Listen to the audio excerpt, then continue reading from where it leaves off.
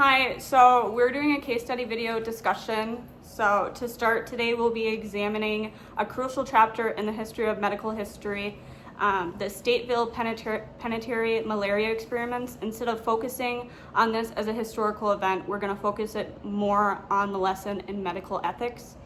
As a group, we will explore how this human experiment violated fundamental ethical principles and discuss how the results have shaped modern healthcare today. So the first question is, what was the primary goal of this study? Yes, so the primary goal of this study was to find effective malaria treatment for soldiers during World War II. And so how they did that was infect prisoners with malaria at this prison to test the effectiveness and the adverse effects. Jeremy, what do you think the goal of this study was? Well, I think that was ultimately the goal, yes, but I think at the time, like in hindsight, we can see it as it was a goal to develop an effective anti-malaria medication, in which it did help in that. But at the time, you could also see it as it was their goal just to see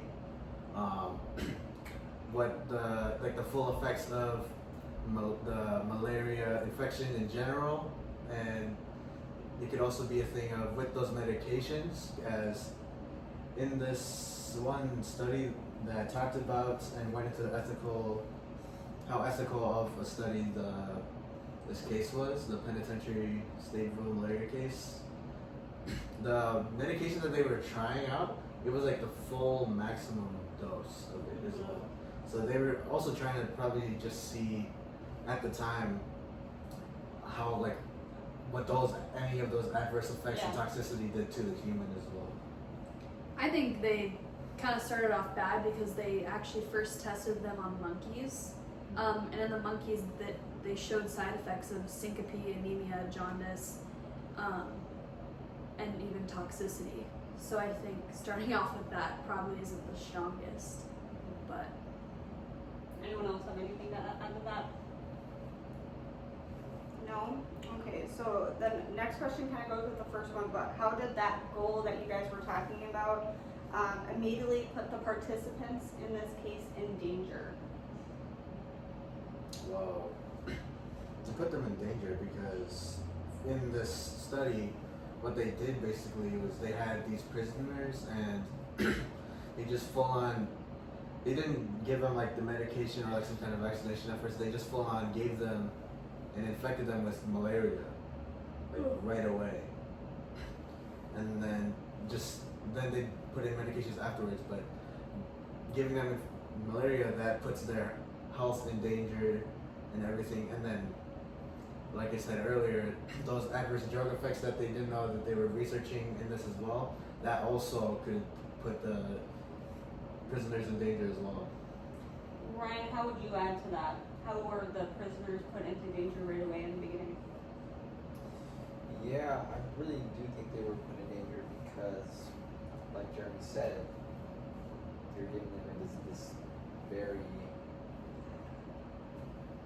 like Jeremy said, you're really giving these inmates this terrible disease without any treatment, so you're really just harming them. There's no benefits really. Other than the research. Yeah. Right. Elena, what would you add to that? I think they said it perfect. I would like to add to it that off of what he said, the point that they weren't getting treatment, they were suffering from chills and fevers without getting any treatment for a week to 2. So, anyone else? No? Next question.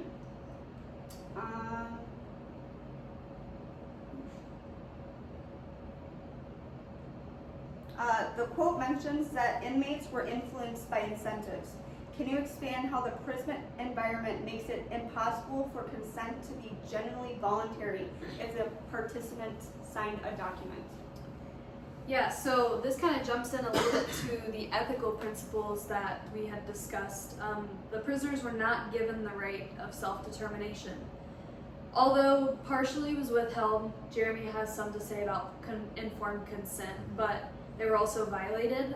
The prisoners were explained in pretty little detail, really only involving the detail that they could die from this experiment. But since they were prisoners, they were likely fearful that not being a part of this study could complicate their life in prison, even, prolong their stay there, or could include punishments. So in the end, it kind of led us to believe that the choice wasn't fully theirs. Yeah, and a question or a factor that plays into like the big thing of is this study ethical or not is the informed consent factor in it. And it is said that like all the prisoners, they were like incentivized, they were like coerced into participating, so it's not fully like truly righteous or just like informed consent thing. But it could also be because in the study that we found, or this article that went into the study, I should say, it used this autobiography as a reference, and the autobiography was from actually a former prisoner.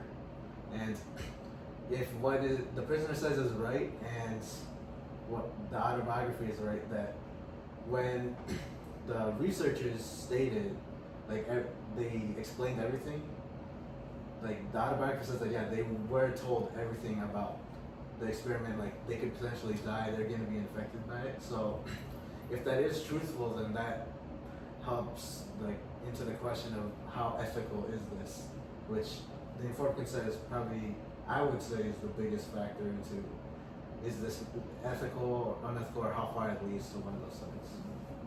Awesome. Anyone else? No? All right. Well, I'll add on to that.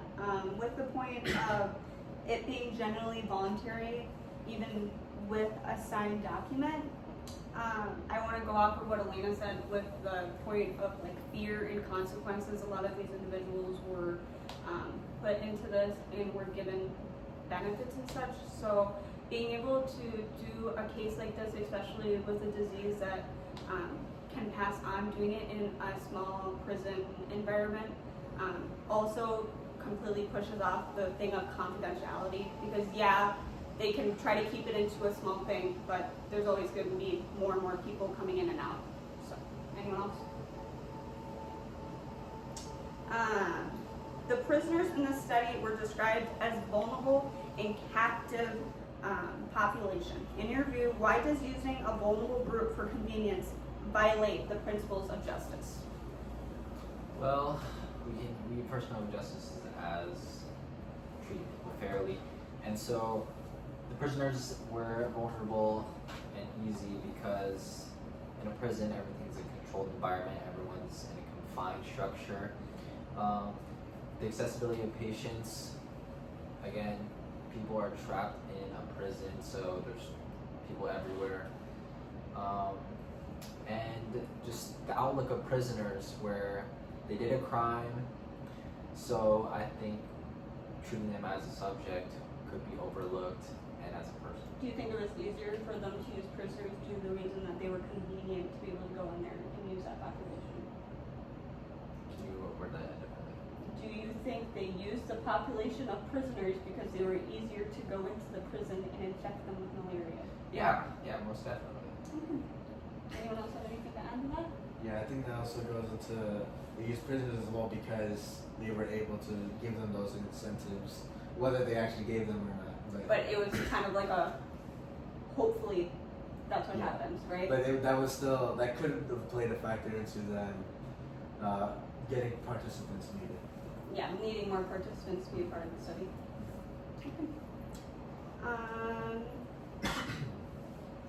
We talked about, so in a lot of the research that we went into was mostly focused on like one document that would be inside of our references, but we talked about the respect of human dignity. So Life magazine photos were actually put into the magazines for the public to look at. How does this kind of public exposure violate a patient's privacy and dignity? Yeah, so this can actually really be answered with Provision 1 of the American Nurses Association, which is the respect for human dignity. The nurses practice with compassion and respect for inherent dignity, worth, and unique attributes of every person. So it kind of goes back to when they were saying that these prisoners were treated more as subjects than humans, which A is completely unethical, but it's really just sad. In the Stateville study, dignity was threatened when the prisoners were deliberately infected and not given the correct treatment and not even really given a choice to have the right treatment. And those pictures were photographs. In this case, nurses would have the obligation to advocate for those patients, those humans, for respect, privacy, and protection. Anyone have anything to add on to that I think that was good. Yeah, I think that about was privacy or dignity? Do you have anything else to add to it? I would probably just put, again, kind of going back to like our last question, privacy and dignity inside of a portion of prison with a population that's like that. I think it's really hard to go along with dignity. I think they found it easy, as Ryan was saying, to use people that, yes, broke the law or in a spot that they don't really have a choice. So I think it wasn't to the point, it was more for the convenience rather than the fairness of what they were doing. Yeah. Anyone else? No? Okay. The Stateville experiments happened in the area before our current clinical ethical guidelines. What is the most important takeaway from this case for a nurse today? This again goes back to another provision of the American Nurses Association. Provision 3, the nurse establishes a trusting relationship and advocates for the rights, health, and safety of recipients of nursing care. A pretty big violation, which these prisoners were not advocated for, was their treatment. So when they were infected with, malaria, obviously there's going to be some adverse effects in the body. One of which was actually an untreated fever for up to 108.2 degrees Fahrenheit. And they were just exposed to toxic doses. So the huge violation that would have been in today's, current ethical guidelines would be withholding analgesics, which can take away pain, and then maybe some fever reducing drugs as well. Nurses in this case should have advocated minimizing the patient's risk, providing symptom relief, and stopping those unsafe practices. I also think that one of those provisions that you can see now as like the Stateville Penitentiary case violated was provision 2, as it in a code of ethics states that it's the nurse's primary commitment is to the patient, whether an individual, family, group, community, or population. And I say the malaria case study violated that because their commitment was not for the patient. It was for the outcome of the study. Result. Yeah, the result of the study. If it was for the patient, then it would be the health of the patient, like treating, giving them proper treatment and caring There for would be them. different portions that they would Yeah. put a part of that case. Mhm. Ryan, do you have anything to add on to that? Yeah, I said provision 1, so the nurse practices with compassion and respect for the inherent dignity, worth, and unique attributes of every person. Here, they really didn't treat them as a person at all, kind of just as a subject. Very good. Well, I'll add on to that.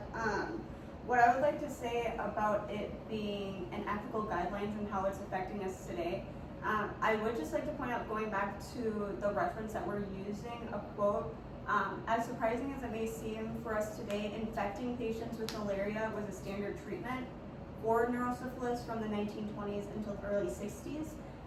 And I think the most other surprising thing is the person that also did do a lot of these infections and stuff for the prisoners and for other cases, because there were also cases in hospitals and such like that, actually got a Nobel Prize in Medicine in 1927 for developing malaria therapy. So that's also another surprising thing that would have been completely different due to the reason of our era of guidelines for ethical stuff. So the next question is, how could the study be altered, or what should be implemented to make this study more ethical? Well, the first thing that I think should be informed consent and voluntary participation. A lot of the times word travels around from inmate to inmate. Specifically, we can use incentives as an example, where people would hear the incentives, they would want it, and then they would go and do the test without fully understanding what the test is or why they're doing it. what do you think they could have done in that situation to make it more privacy in the trial? Yeah, I thought of some, practical things. Like if the prisoner didn't understand, whether it was like a comprehension issue, a language issue, having somebody kind of explain that to them on something or a level that they can understand. Another thing is having neutral personnel, so someone who is maybe not part of the experiment or not part of the prison or not, doesn't have a relationship with that I didn't think of specific that. That's a good prisoner. portion. Yeah, just having them to verify that the prisoner feels okay with having this, so that they didn't feel pressure to say yes to it. I think another thing they could have changed in this study to make it more ethical has to do with like the health of the patient, just from the start minimizing the risk of harm, which clearly, as we can see now, that was not a main focus, and that's why That's not what the goal was. yeah, that's not what the goal was, and that's why this study is seen as like unethical. But Mhm. if they were to minimize the risk of harm, you could do something like maybe just like give them a trial vaccination first, and then give them medication, or like Rather than giving them the full yeah, they malaria. just gave them the full-on malaria. It wasn't to the point of I want to find something to. Of course, that was a portion of being able to see the adverse effects. But I see what you're saying. Doing a vaccination would help. Being able to heal or find more stuff for it, rather than just wanting to see what the patients want. As giving them the full malaria, then like that, if anything, that just like maximizes the risk of harm instead of minimizing it. And I couldn't imagine getting a malaria in a high population prison and then somehow spreading it around. Right. Yeah. Anything else? Maddie, want to add anything? Think of any. That's okay. So to go off of what Elena said, also with the point, I really like the part that she added on there, someone that's not a part of it. So I did find that it would be more of like an independent institutional review board to be able to look over the case and assure that the prisoners are being actually taken care of properly. Another thing is guaranteeing privacy and confidentiality. All patients' names should be taken out and it should only be by number. That would assure that if any documents came out or anything, that it would be by number and it wouldn't go back to the patients. Another, adding on the language, I'm guessing there was probably not a lot of interpreters that were very necessary or be able to go on. So I think that would be another thing to add on to there. So for our last question, the argument is sometimes made that a remarkable medical discovery is worth a few sacrifices. Do you agree or disagree with this, and how does the Stateville case support your answer? I'll just say I disagree because I believe that knowledge gained just isn't enough reason to treat someone unethically. I agree. I agree with Ryan. Although a lot was discovered through the study, like medications, dosage levels, expected side effects, research, there's just really no reason to do harm to patients, which is the ethical principle of non-maleficence. Yep. Yes. We as nurses do so much to prevent that, and in the study they deliberately harm the patients, which is something I just cannot side with. It held it, going back to what Jeremy and I said, a vaccination versus giving them the full malaria shebang, Yeah, and then if the question asks, is it worth a few sacrifices for medical discoveries like this? Then if that was something that was ethical or like more on the ethical side, then that would mean that there'd be an open door for more studies like this to be done. So where you're sacrificing even more people, even though they would probably have like informed consent and everything, but you're just sacrificing more people as well for the development. I agree. Yeah. But with everything that we said, I agree with everything that you guys said, but I will say the only positive thing that came out of this trial from this case is the Nuremberg, sorry if I said that wrong, code, and the Belmont report. So what these documents affirm the rights of individual and participants. So voluntary consent, the right to withdraw, protection from harm, like non-negotiable stuff that it has to be that. So of course this, I think it was what, 1945 or 1960, something that all this happened. So obviously none of this was a part of it, but if it was a part of our day, this would be seen as completely unethical. Yeah.